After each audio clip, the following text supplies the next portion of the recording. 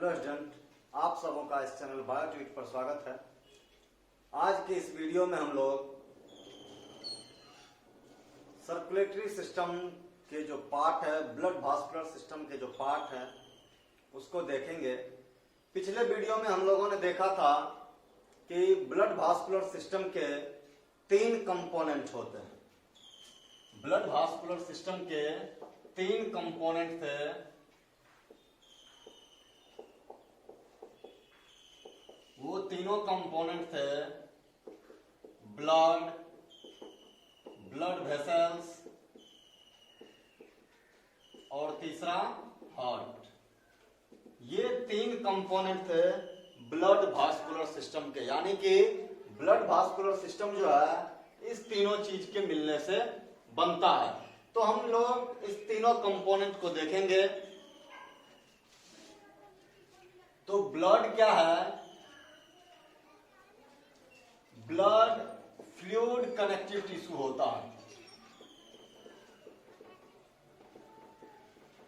Fluid connective tissue होता है, यानी कि जो बॉडी के अलग अलग पार्ट को कनेक्ट करता है। फ्लूइड कनेक्टिव टिश्यू यानी कि फ्लो करता है। ये बहता है एक जगह से दूसरे जगह, एक पाइप के अंदर, ट्यूब के अंदर फ्लो करता है और मटेरियल्स को, चाहे वह मटेरियल यूजफुल हो चाहे हार्मफुल हो, उस मटेरियल्स को एक जगह से दूसरे जगह तक पहुंचाने का काम करता है। तो ये ब्लड जो है, इसमें कई तरह के पिगमेंट पाए जाते हैं।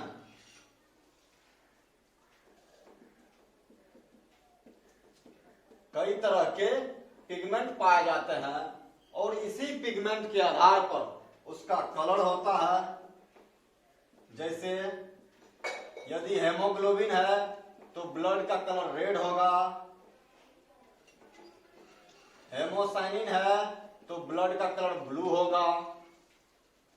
तो ये पिगमेंट है जो ब्लड का कलर निर्धारित करता है, डिटरमाइन करता है। इसी पर ब्लड का कलर निर्भर करता है तो किस तरह का पिगमेंट उसमें पाया जाता है। तो अब क्या है कि ब्लड जो है बना होता है प्लाज्मा से और ब्लड सेल्स से। प्लाज्मा हो गया क्या? फ्लूइडी पार्ट, यानी कि ब्लड का जो वाटरी पार्ट होता है वो प्लाज्मा कहलाता है। और ब्लड सेल 3 तरह के, आरबीसी, डब्ल्यूबीसी और प्लेटलेट्स, ये 3 ब्लड सेल्स होते हैं। तो जो इनवर्टिब्रेट्स है उसमें क्या होता है कि आरबीसी अब्सेंट होता है। इनवर्टिब्रेट्स, और यदि उसमें ब्लड का कलर रेड होता है तो ये पिगमेंट इनवर्टिब्रेट्स में, जो रेड पिगमेंट है वो पाया कहां जाता है? तो प्लाज्मा में। प्लाज्मा में डिसॉल्व रहता है पिगमेंट, चाहे हेमोसाइनिन हो या हेमोग्लोबिन हो, वह ब्लड प्लाज्मा में डिसॉल्व रहता है। तो ये एक जनरल ब्लड है। हम लोग ब्लड का डिटेल स्टडी एनिमल टिश्यू के कनेक्टिव टिश्यू में करेंगे। इसका लिंक मैं आपको डिस्क्रिप्शन में दे दूंगा, ब्लड का डिटेल का। तो दूसरा जो है कंपोनेंट वह क्या है? Blood vessels. दूसरा कंपोनेंट है ब्लड वेसल्स।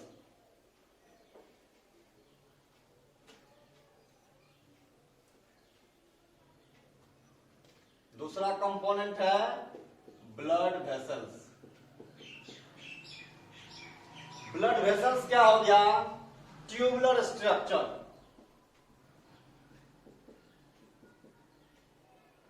जिससे होकर के खून बहता है, through which blood passes. Blood vessels tubular structure हो गया जिससे होकर के ब्लड पास करता है। तो ब्लड वेसल्स जो है वह 3 तरह का होता है। ब्लड वेसल्स 3 तरह का होता है, आर्टरी, वेन और कैपिलरीज। ये मस्कुलर स्ट्रक्चर है।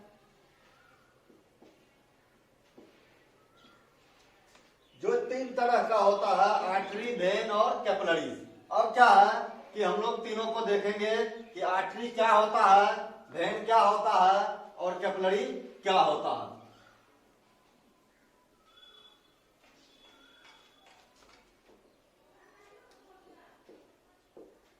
आर्टरी ऐसा ब्लड वेसल्स जो ब्लड को हार्ट से दूर ले जाता है। एक शब्द में, एक सेंटेंस में यदि इसका डिफाइन करना हो तो ऐसा ब्लड वेसल्स जो ब्लड को हार्ट से दूर ले जाता है, carry blood away from the heart, called artery. ऐसा blood vessels that carry blood away from the heart,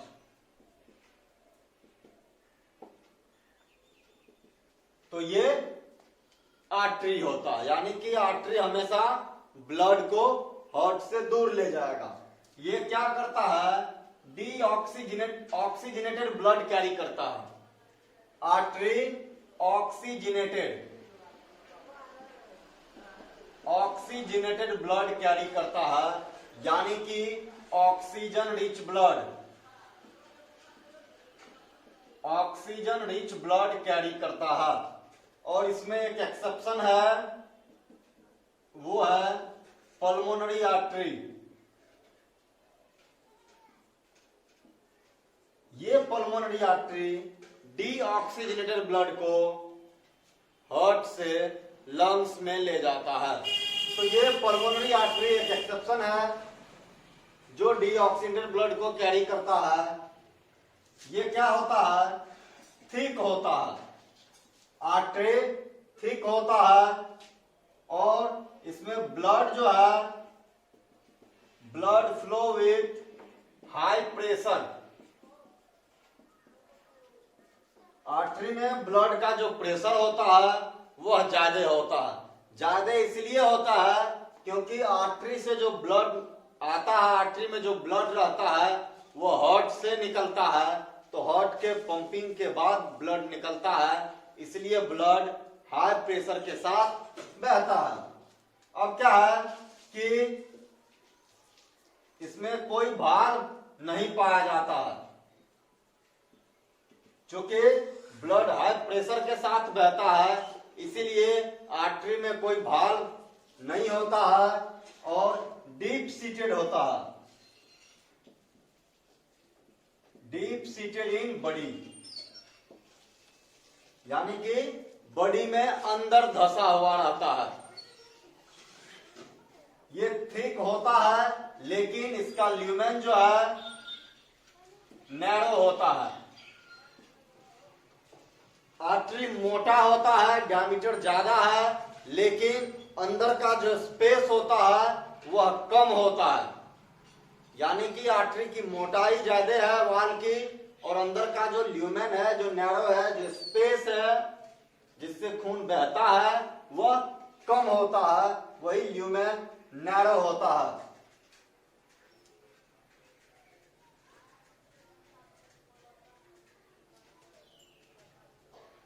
ये आर्टरी जो है इलास्टिक होता है।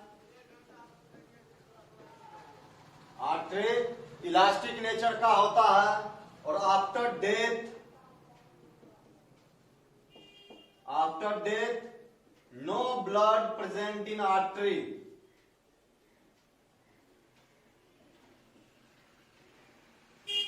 आर्टरी में कोई ब्लड नहीं पाया जाता है। डेथ के बाद आर्टरी में कोई ब्लड नहीं होता है, यानी कि आर्टरी कंप्लीटली खाली हो जाता है। खाली इसलिए हो जाता है कि हार्ट पंपिंग नहीं करता है, और अब हार्ट पंपिंग नहीं करता है तो आर्टरी में ब्लड आता नहीं है, जिस कारण से आर्टरी पूरी तरह से खाली हो जाता है। और एवरेज जो थिकनेस होता है, डायमीटर जो है, एवरेज डायमीटर वो 500 माइक्रोमीटर होता है। आर्टरी का एवरेज डायमीटर हमारे बॉडी में 500 माइक्रोमीटर होता है। तो ये आर्टरी के कैरेक्टरिस्टिक्स हैं। इसके बाद हम लोग वेन को देखेंगे।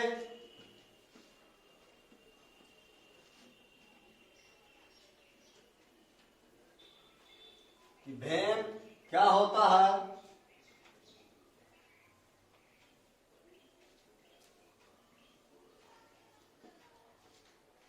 तो वेन जस्ट इसके अपोजिट होता है, यानी कि ऐसा ब्लड वेसल्स जो ब्लड को हार्ट में लाता है, ब्लड को हार्ट में लाता है, वो वेन कहलाता है। Carry blood into the heart from different parts of body called when. Carry blood into the heart, उसको हम लोग वेन कहते हैं। वेन जो है यह डीऑक्सीजनेटेड ब्लड कैरी करता है। डीऑक्सीजनेटेड ब्लड कैरी करता है। और एक्सेप्शन में pulmonary vein, pulmonary vein exception है जो ऑक्सीजनेटेड ब्लड कैरी करता है from lungs to left auricle. Lungs से लेफ्ट ऑरिकल में ऑक्सीजनेटेड ब्लड लाता है पल्मोनरी वेन। तो क्या होता है, ये थिन होता है, ल्यूमेन वाइड होता है, यानी कि चौड़ा होता है, सुपरफिशियली प्रेजेंट, यानी कि बॉडी में जो है ऊपरी सतह पर पाया जाएगा। हम लोगों को आसानी से वेन दिख जाता है, जबकि आर्टरी नहीं दिखता है। तो वेन हमेशा ऊपर के सरफेस पर पाया जाता है। आफ्टर डेथ इसमें ब्लड पाया जाता है। चूंकि इसमें जो हार्ट डायरेक्टली प्रेस नहीं करता है, इसीलिए इसमें जो ब्लड फ्लो होता है उसका जो प्रेशर होता है वह लो होता है। Blood flow with low pressure, blood low pressure के साथ फ्लो करता है और वाल्व होता है। ये इस तरह का वाल्व होता है, एक ही डायरेक्शन में खुलने वाला, जो एक ही दिशा में यूनिडायरेक्शनल वाल्व होता है, जो क्या करता है, बैक फ्लो ऑफ ब्लड को रोकता है।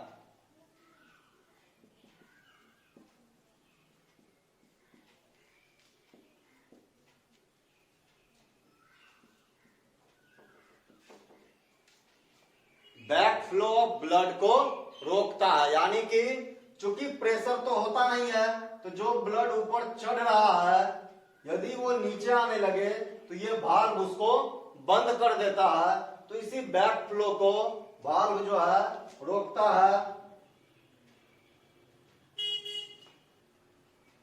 तो ये वेन है। इसके बाद हम लोग कैपिलरी देखेंगे।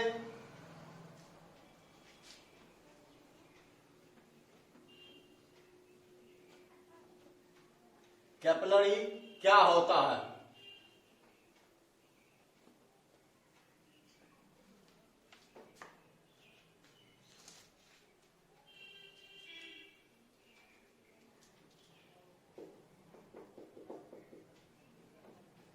ये सबसे थिनेस्ट थिनेस्ट ब्लड वेसल्स हो गया, ये थिनेस्ट ब्लड वेसल्स होता है, यानी कि बहुत ही पतला। ये बनता कैसे है, तो जब आर्टरी डिवाइड करता है तो जाकर के कैपिलरी का निर्माण होता है, और आर्टरी जब डिवाइड करता है तो आर्ट्रियोल्स बनाता है। आर्टरी से आर्ट्रियोल्स बना, फिर मेटा आर्ट्रियोल्स बनता है, फिर इससे कैपिलरी बनता है। तो ये क्या है कि ये 500 माइक्रोमीटर मोटा होता है, ये करीब करीब 120 माइक्रोमीटर, और इसका 70 माइक्रोमीटर, और ये 10 माइक्रोमीटर इसका डायमीटर होता है। तो इस तरह से ये आर्टरी जब पतला होते जाता है तो कैपिलरी का निर्माण होता है, और कैपिलरी जो है ये क्या होता है कि एक सिंगल लेयर ऑफ सेल्स, जिसको हम लोग इंडोथेलियम कहते हैं, इंडोथेलियम से कवर्ड होता है, एक सिंगल लेयर का बना होता है जिसको इंडोथेलियम लेयर कहते हैं। और इसी इंडोथेलियम लेयर के कारण क्या होता है कि ब्लड से ट्रांसफ्यूजन, यानी कि जो डिफ्यूजन होता है, जो एक्सचेंज होता है मटेरियल का, ब्लड एंड सराउंडिंग टिश्यूज, वो होता है।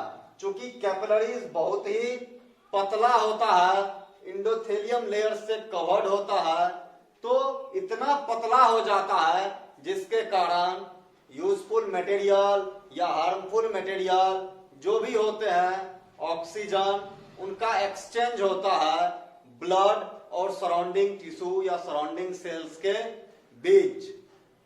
हमारे शरीर में ब्लड कभी भी ब्लड वेसल्स से बाहर नहीं निकलता है, वो हमेशा ब्लड वेसल्स के अंदर ही रहता है, और कैपिलरी के जगह ही एक्सचेंज होता है। जहां कैपिलरी है उसी जगह पर एक्सचेंज होगा। तो इसका मतलब है कि हमारे पूरे बॉडी में हर एक सेल्स के नजदीक तक कैपिलरी पाया जाता है, और फिर कैपिलरी जो है वो मिल करके क्या बनाता है,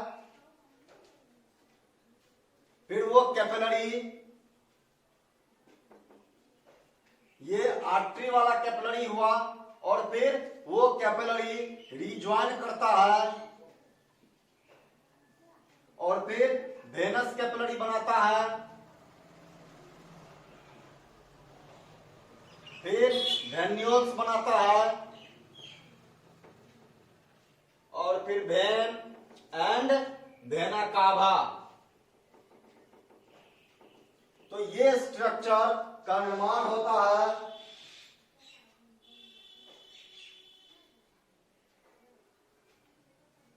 तो ये वेनस कैपिलरीज, वेन्यूल्स जो है यह करीब 150 माइक्रोमीटर मोटा होता है, और वेन इवन 10 मिलीमीटर तक 10 mm तक मोटा होता है, और फिर अंतिम में वेना कावा बनता है जो काफी मोटा होता है।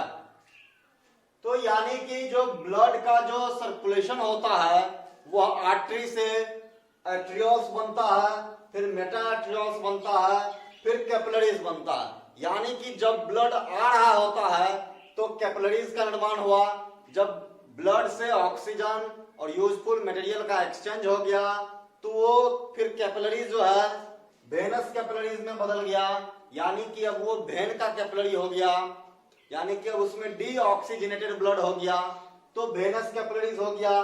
फिर वेनस कैपिलरीज मिल करके वेन्यूल्स बनाता है, फिर वेन्यूल्स मिल करके वेन बनाता है, और कई सारा वेन मिल करके वेना कावा का निर्माण करता है, जो डीऑक्सीजनेटेड ब्लड को हार्ट में ले जाता है। तो ये हमारे शरीर में जो ब्लड का फ्लो होता है वो इस तरह से होता है कि आर्टरी से एट्रियोल्स, आर्टरी से भी पहले जो हार्ट से निकलता है वो मोटा एओर्टा होता है, एओर्टा ही डिवाइड करके आर्टरी का निर्माण करता है। तो इस तरह से ब्लड वेसल्स का डिवीजन होते जाता है और आर्टरी से कैपिलरी और कैपिलरी से वेन का निर्माण होता है। तो ये तीनों जो है ये ब्लड वेसल्स हो गया जो हमारे शरीर में पाया जाता है। इसके बाद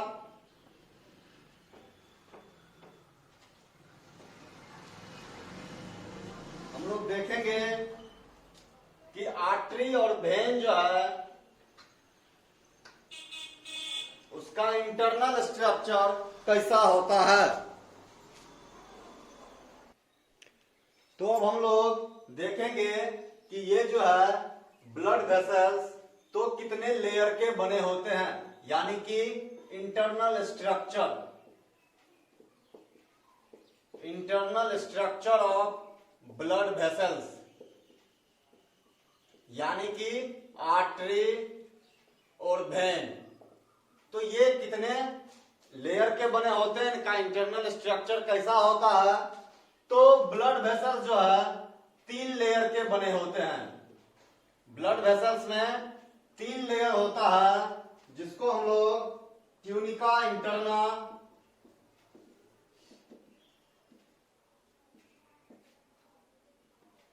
उसके बाद ट्यूनिका मीडिया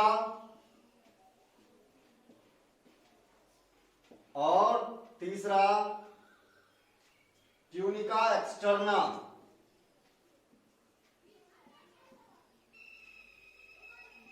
ये 3 लेयर होते हैं। हम लोगों का जो ब्लड वेसल्स होता है वो इसी 3 लेयर के बने होते हैं, ट्यूनिका इंटरना, ट्यूनिका मीडिया और ट्यूनिका एक्सटर्ना। ये जो है यह इंटरनल लेयर है, सबसे अंदर वाला लेयर है, ये बीच वाला लेयर है और ये एक्सटर्नल लेयर है। ट्यूनिका एक्सटर्ना वह एक्सटर्नल लेयर है, ट्यूनिका मीडिया मिड लेयर है और ट्यूनिका इंटरना वह इंटरनल लेयर है। अब क्या है कि ट्यूनिका इंटरना जो है यह खुद 2 भागों में बटा होता है, जिसको इंडोथेलियम और दूसरा जो है वो इलास्टिक मेम्ब्रेन कहलाता है।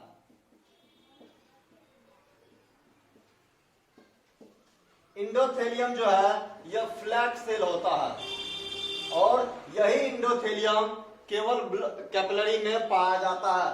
तो कैपिलरी में केवल यह इंडोथेलियम ही पाया जाता है, बाकी आर्टरी और वेन में ये तीनों लेयर पाए जाते हैं। तो इंडोथेलियम जो है यह फ्लैट सेल होता है जो एज से जुड़ा होता है, मतलब हर एक सेल्स का एज जो है वह जुड़ा होता है और ज्यादा इलांगेटेड होता है आर्टरी में, मोर इलांगेटेड इन आर्टरी। इलास्टिक मेम्ब्रेन ये भी आर्टरी में जो है ज्यादा डेवलप होता है, मोर डेवलप्ड इन आर्टरी, जिसके कारण आर्टरी जो है वह ज्यादा इलास्टिक होता है।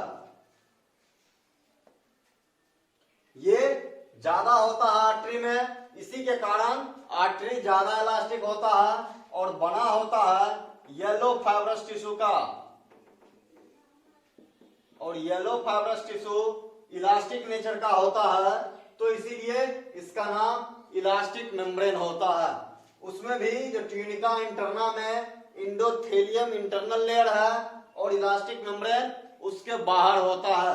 यानी कि यदि हम देखें तो ये यदि सबसे बाहर का लेयर है, इस तरह से देखा जाए तो इसमें भी 2 लेयर होगा, जो ये इलास्टिक मेम्ब्रेन और ये इंडोथेलियम होगा। यानी कि ये दोनों मेम्ब्रेन जो है ट्यूनिका इंटरना होगा, जिसमें ये इंडोथेलियम और ये इलास्टिक मेम्ब्रेन होगा। तो ट्यूनिका मीडिया जो है यह मिड लेयर का बना होता है। ये मिड लेयर होता है जो स्मूथ सर्कुलर मसल्स का होता है।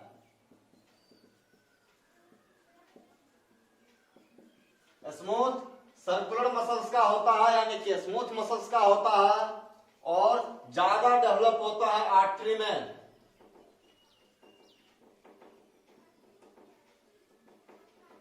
आर्टरी में ट्यूनिका मीडिया भी ज्यादा डेवलप होता है, जिसके कारण कंट्रैक्शन रिलैक्सेशन ज्यादा होता है।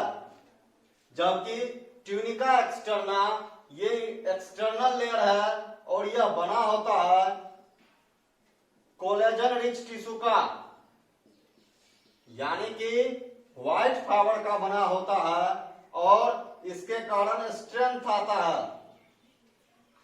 ट्यूनिका एक्सटर्ना के कारण ब्लड वेसल्स में स्ट्रेंथ आता है और यह ज्यादा डेवलप होता है वेन में। More developed in when. Tunica externa when में ज्यादा डेवलप होता है। तो ये 3 लेयर है इंटरनल स्ट्रक्चर में। आर्टरी और वेन के जो 3 लेयर होते हैं वो तीनों लेयर जो ट्यूनिका इंटरना, ट्यूनिका मीडिया और ट्यूनिका एक्सटर्ना होते हैं, जिसमें ट्यूनिका इंटरना और ट्यूनिका मीडिया आर्टरी में ज्यादा डेवलप होता है, जबकि ट्यूनिका एक्सटर्ना जो वेन में ज्यादा डेवलप होता है। ट्यूनिका एक्सटर्ना जो कोलेजन फाइबर वाला टिश्यू है उससे बना होता है और जो जनरल कनेक्टिव टिश्यू है उसके साथ मिला हुआ रहता है, जनरल बॉडी टिश्यू के साथ मिला हुआ रहता है। तो ये ब्लड वेसल्स है। तो नेक्स्ट वीडियो में हम लोग देखेंगे हार्ट और सर्कुलेटरी सिस्टम के बारे में। Thank you. वीडियो को लाइक करें, सब्सक्राइब करें, चैनल को सब्सक्राइब करें, वीडियो को लाइक करें, कमेंट करें, वीडियो को शेयर करें। Thank you.